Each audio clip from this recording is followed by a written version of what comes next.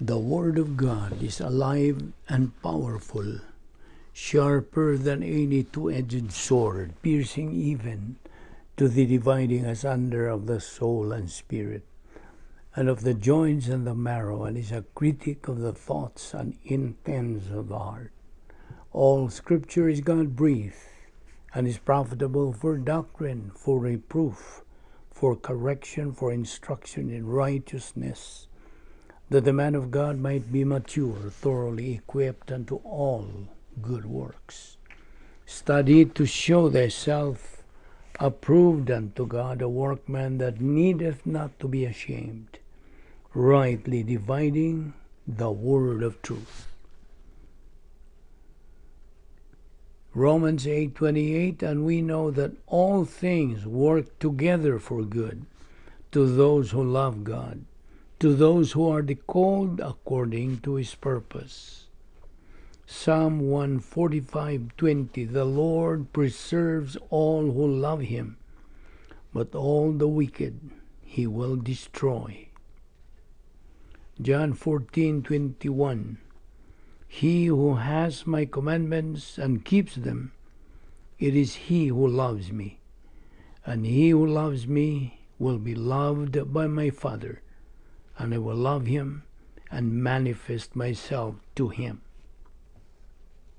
James 2:5, listen, my beloved brethren, has God not chosen the poor of this world to be rich in faith and heirs of the kingdom which he promised to those who love him?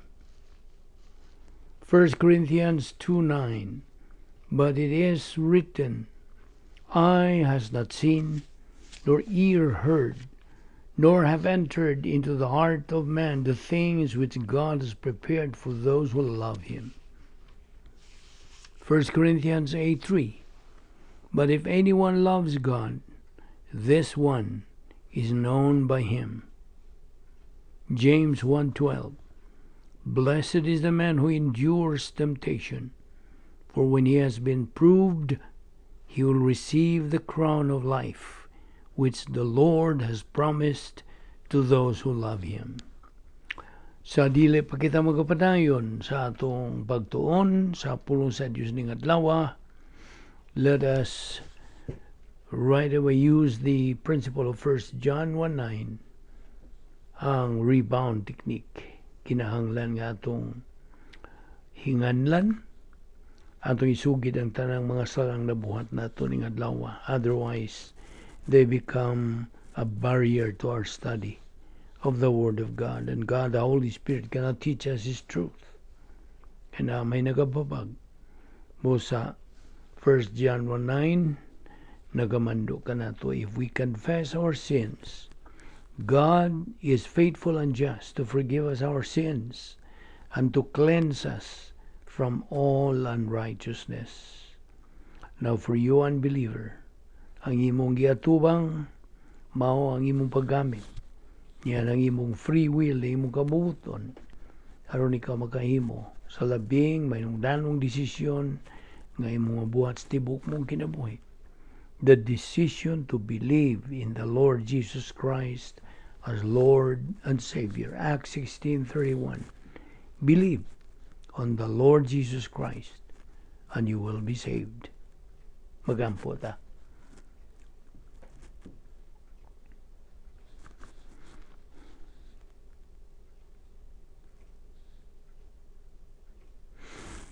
Bala na mo nga Diyos, nagapasalamat kami kanimo nilayan sa mga adlaw nga imong gidugang sa mong kinabuhi. Salamat. Ning among Bible study through the YouTube. O kami nagampo Diyos, pinagispag tudlo ka naman sa balang Espiritu Santo. Nga imo kaming patinawan, paklaruhan pa ang dugang labot sa imong doktrina nga imong gitudlo ka namo. Niya kapin nagadupot sa imong pagtulunan the doctrine of the supernatural life nga mao nga among giduputan sa pagtuon.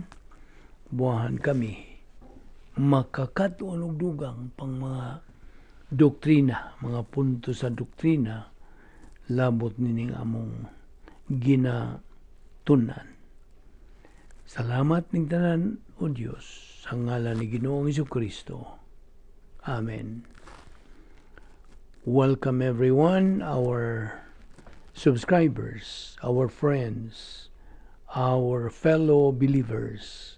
Aniano sa kita, nining atong pagpadayon, pagtuon, nining atong tunanan nga giuluhan the doctrine of the supernatural life. Una sa tanan, aron ka magkasabot sa Biblia, kinahanglan po nga magkasabot kung kinsa ang Diyos. Kinsa o unsa ang Diyos. Kaya ang Bible, pulong sa Diyos. O kung wa ka kaila sa Diyos, o galang kanimo baliwa ang Diyos nan, ang iyang pulong nga kining Bible, baliwa po nimo. Sabtana.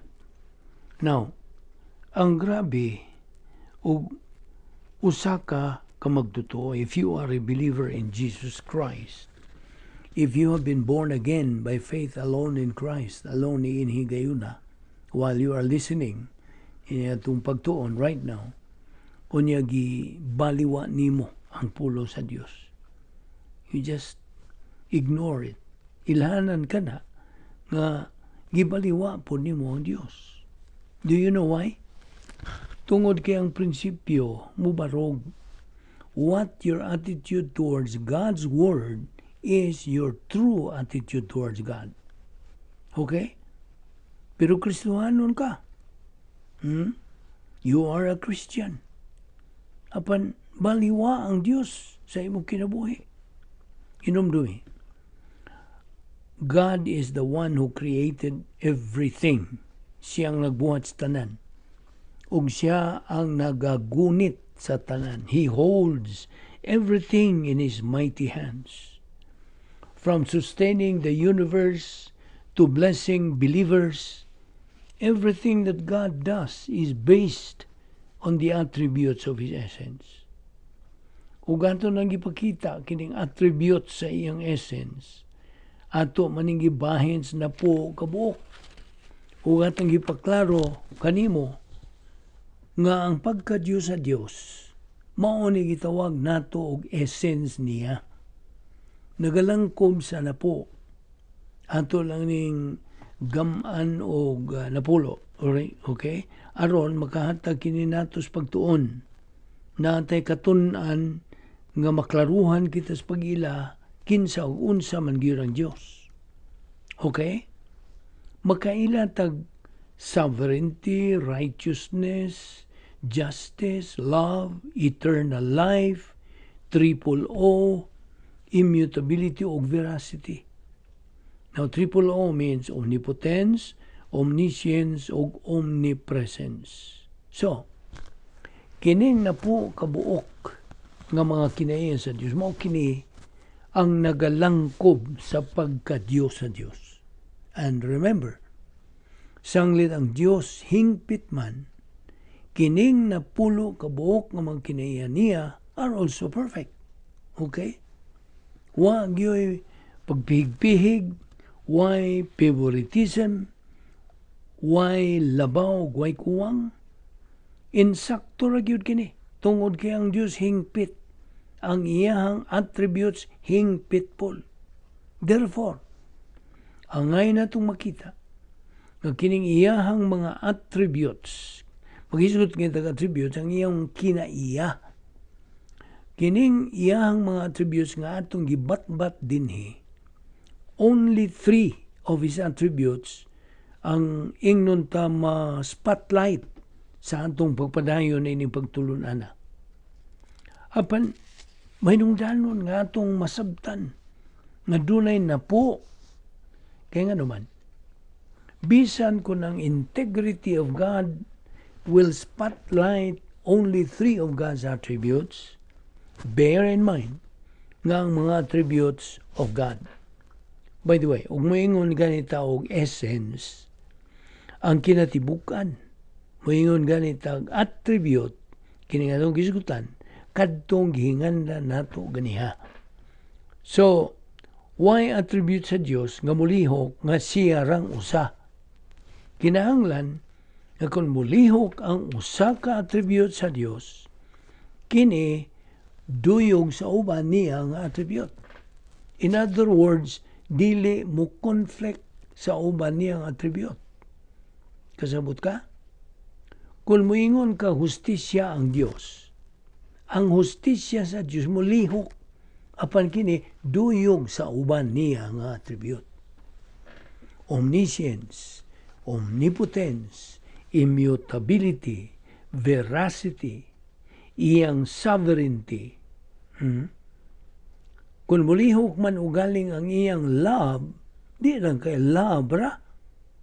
That means, nagalihok usab ang iyang gugma kuyog sa ubang mga attributes.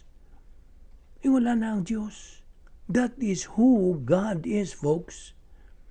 Mao na, kinahanglan nga atong klaruhon kini karong higayuna at this very time, that when we study bahin sa Dios, tangtanga na kanang mga tawhanon nimo nga mga pangunahuna, kay di na magsilbi. You cannot apply that to God. You can never apply that to studying the attributes of God. Never. Di gyud na magpos. Ang mga attributes sa Dios, di gyud matupngan sa tao. Di gyud nimo mahimong gamiton. There is of course anthropopathism and anthropomorphism nga paghatag o paghulagway, pero kinahanglan sabto ni nimo nga dili ingon ana ang Dios. God is not like that. Usa lang kapag pagkita nato kung unsa ang lihok sa Dios. Okay? That is anthropopathism o anthropomorphism. Apan ang pagka-Diyos sa Diyos, wa ang gyud pariha. Okay? Mao nang kinahanglan nga klaruhon ni nato ni hingayuna ug angay natong makita nga ang iyahang essence, ang iyahang pagka-Diyos, nagalihok sumala nining napo ka mga attribute. Mao na nga di man mahimo nga moingon lang ka og God is love. Hain man ang siyam. Di man mahimo, gihigog mata sa Dios pero hinumdumi nga hustisya ra ba pud na siya. Hustisya ang Dios. Matarong pud ang Dios. Dili siya mausab. O unsaon man nimo ron pagtapo aron makakita tagkin sa gyud ang Dios.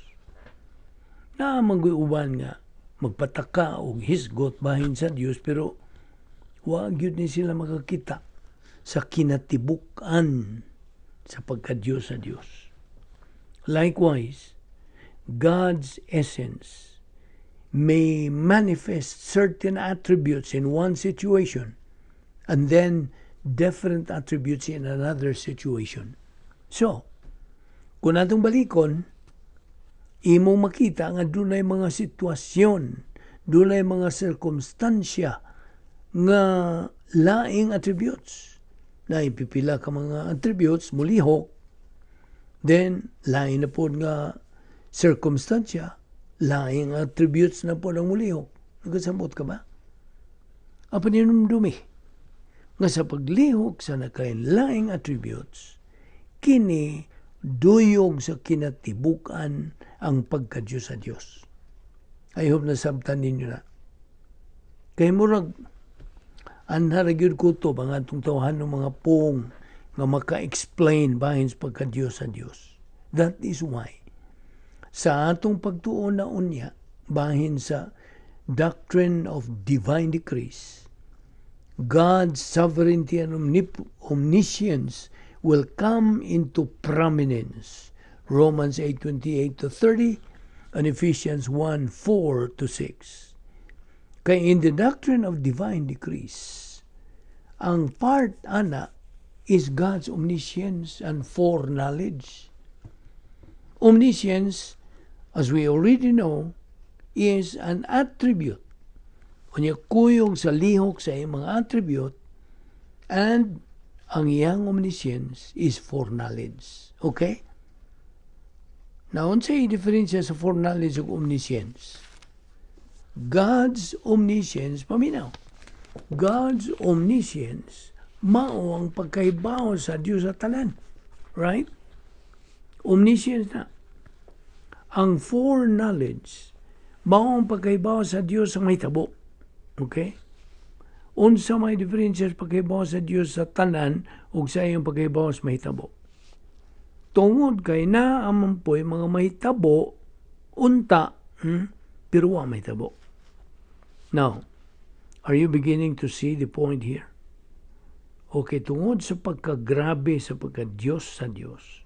Now, dili na negatibo kung may yung pagkagrabe, ha? Ekspresyon lang na tungod sa iyang di nato matupungan pagkagrabe sa pagka-Diyos sa Diyos. Ang iyang omniscience, okay?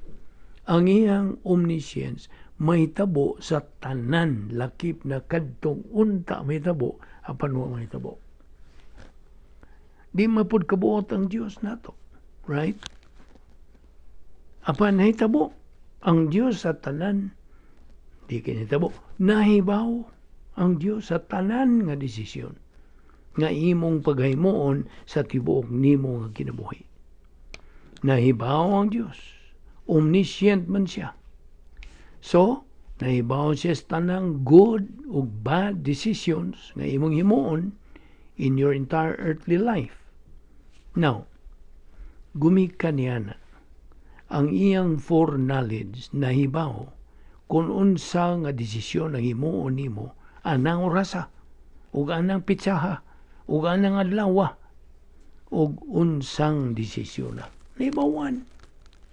Ang foreknowledge niya nahibaw nga mohimo ka og good desisyon anang higayuna ug tungod siyang foreknowledge nga nahibaw nga mohimo kag good decision ni nang higayuna ang iyahang omnipotence ug ang iyahang sovereignty nagapahiluna na sa tanan nga consequence ang resultas mao nimo nga desisyon. Nasabtan nimo? Pero wan niya hilabti ang imong kabubuton baya. Diba?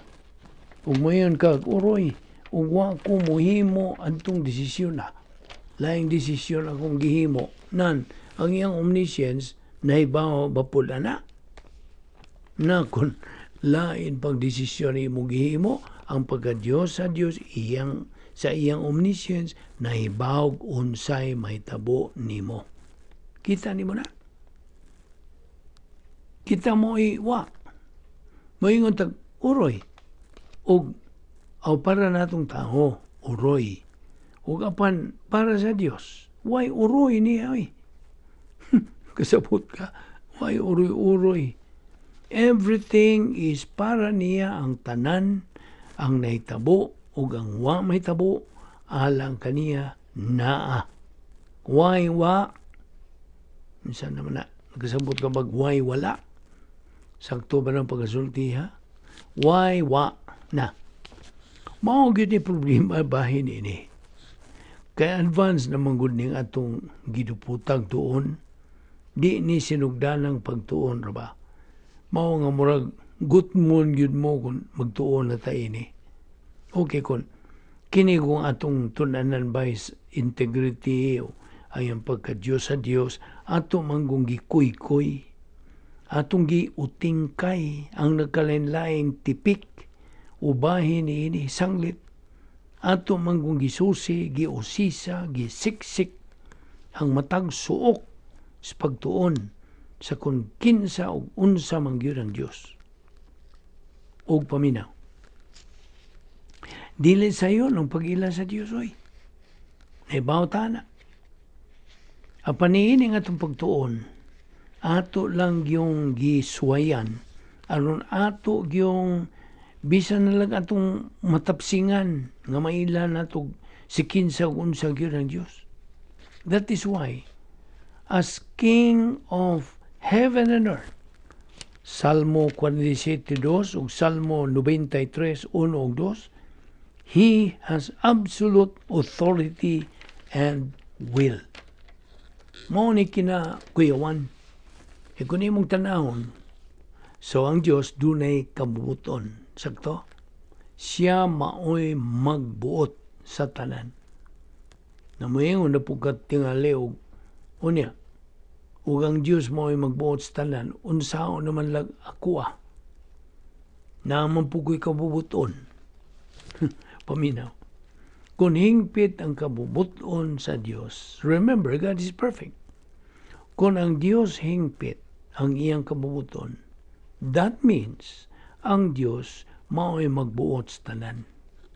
Namudawat ka ba na? Apan, di niya butan ang akong kabubuton. Dili. Unya kung siya magbuot sa tanan, unya wa siya mubuot sa akong kabubuton, asa naman tang dapita na? Well, ato makita, ang kabubuton sa tao o ang kabubuton sa Diyos nagkuyog.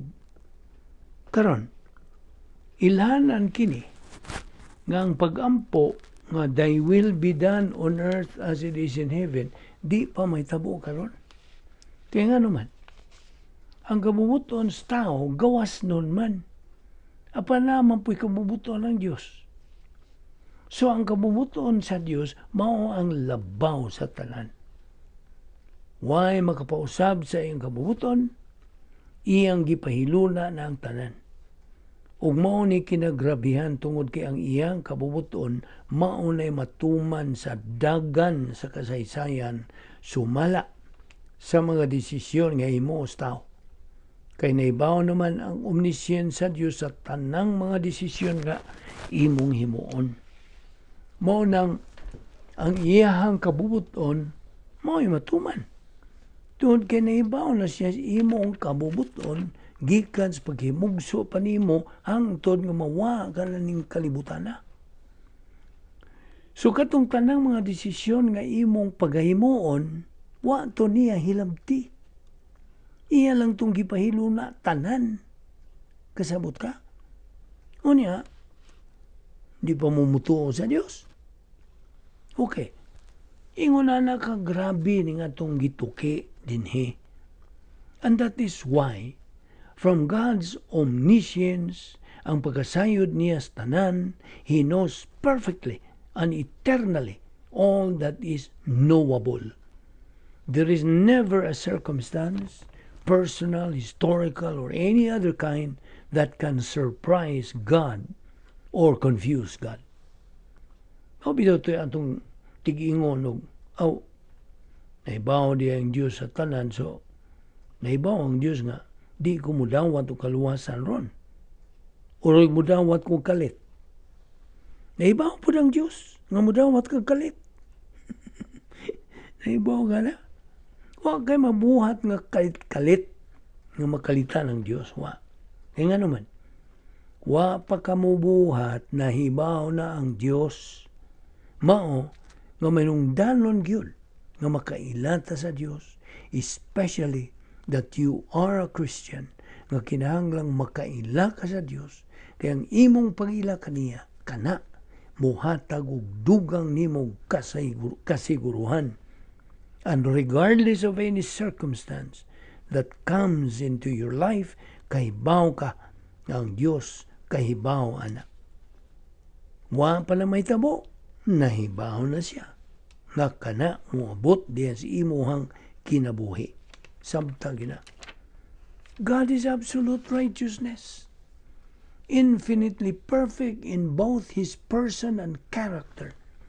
Deuteronomy 32:4, Psalm 11:7, and Psalm 97:6.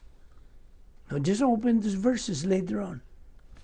Now, all that God thinks and does adheres to His measure of His perfection. God is perfect. Okay?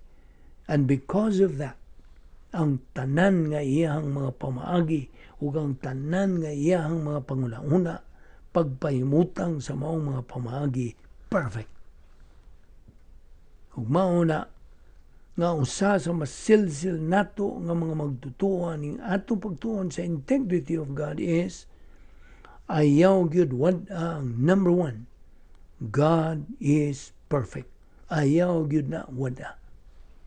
God is perfect justice. Nga ganiha naghisgota. Okay. Atong balikon aron dili ta malinga. God is absolute righteousness. Guys, gutas mga attributes. Ato lagi overview. Righteousness. So in other words, infinitely perfect in both his person and character, then all that he thinks and does adheres to his measure of his perfection. By the way, I hope na ibawat ang tanan nga sa higayon nga muhimot ang desisyon sa pagdawat o kalawasan. Ang perfect righteousness sa Diyos gisulob nga rika nato. Gisuloban ta. Yatog yung higayon pagtuon nato ni Ginoong Jesucristo. So if you are a Christian right at this moment, I hope you know that. Yes, at the moment of salvation, God imputed His perfect righteousness nga rika nato. Karon, nagsulob na taana. Karong galingkod ka diha while listening to this study. Din himahuman nga itong pagtuon niining doktrina sa supernatural life. Magampot, abalaan na mga Diyos, nagapasalamat kami kanimo. Niining grasya nga mong gipahimuslan. Ang imong pagpatinaw ka na mo klaro sa imong kamatuoran, bahin sa imong pagkaikaw. Salamat o Diyos. Kining mga butang nga mong gitunan, makadugang sa among pagkasuod kanimo. Buot kami nga masuod kami kanimo. O kami sayod, nga nadugtong na iusa na kami kang Kristo hangtod. Salamat. Nagampo kami nga imong hatagas kay gayunan nga magatubo kining atong mga subscribers sa Balbido Evangelistic Ministry. Pinagis paggamit nila sa mga butang, mga doktrina nga mong gitunan. Pinagis paglihok sa Espiritu Santo. Dili gini among buhat o Diyos. Wala kami mahimo kung wala ikaw. Usa salamat. Nini nga mo Bible study through the YouTube. Panalangini kini, gamita kini in a mighty way. Sumala sa imong kabubunton. Kining tanan, among gipasalamatan sa ngalan ni Ginoong Jesucristo. Amen.